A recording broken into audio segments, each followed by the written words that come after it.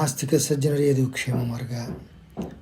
ಒಬ್ಬ ಸರ್ವೋತ್ತಮ ಶಿಷ್ಯ ಹೇಳಲ್ಪಡ್ತಕ್ಕಂಥ ಶಾಂತಿ ಮಂತ್ರ ಹೀಗೂ ಇರುತ್ತದೆ.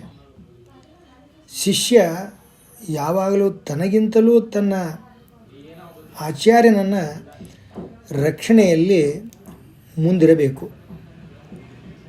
ಆತ ಹೇಳ್ತಕ್ಕಂಥ ಒಂದು ಶಾಂತಿ ಮಂತ್ರ: ಓಂ ಶಂ ನೋ ಮಿತ್ರ ಶಂ ವರುಣಃ ಶಂ ನೋ ಭವತ್ವರ್ಯಮ ಶಂ ನ ಇಂದ್ರೋ ಬೃಹಸ್ಪತಿ ಶಂ ನೋ ವಿಷ್ಣುರುಕ್ರಮಃ ನಮೋ ಬ್ರಹ್ಮಣೇ ನಮಸ್ತೆ ವಾಯೋ ತ್ವಮೇವ ಪ್ರತ್ಯಕ್ಷಂ ಬ್ರಹ್ಮಾಸಿ ತ್ವಮೇವ ಪ್ರತ್ಯಕ್ಷಂ ಬ್ರಹ್ಮ ವದಿಷ್ಯಾಮಿ ಋತಂ ವದಿಷ್ಯಾಮಿ ಸತ್ಯಂ ವದಿಷ್ಯಾಮಿ ತನ್ಮಾಮವತು ತದ್ವಕ್ತಾರಮವತು ಅವತು ಮಾಂ ಆವತು ವಕ್ತಾರಂ.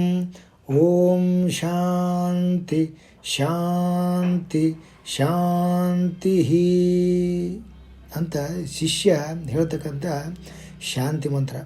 ಭಗವಂತನ ಕೃಪೆಯಿಂದ ಮಾತ್ರ ನಿಜವಾದ ಸುಖ ಶಾಂತಿಗಳು ಸಾಧ್ಯ. ಒಬ್ಬ ಶಿಷ್ಯನು ತನ್ನನ್ನಲ್ಲದೆ ತನಗೆ ಪಾಠ ಕಲಿಸಿದ ತನ್ನ ಆಚಾರ್ಯನನ್ನೂ ಸಲಹುವಂತೆ ವಿನಂತಿಸಿಕೊಂಡು ಇಂದ್ರ, ಆರ್ಯಮ, ಮಿತ್ರ, ವರುಣ, ಬೃಹಸ್ಪತಿಯರು ಭಗವಂತನ ಅನುಗ್ರಹ ಸಿಗುವಂತೆ ಮಾಡಲಿ ಅಂತ ಅವರಿಗೂ ನಮಸ್ಕರಿಸಿದ್ದಾನೆ.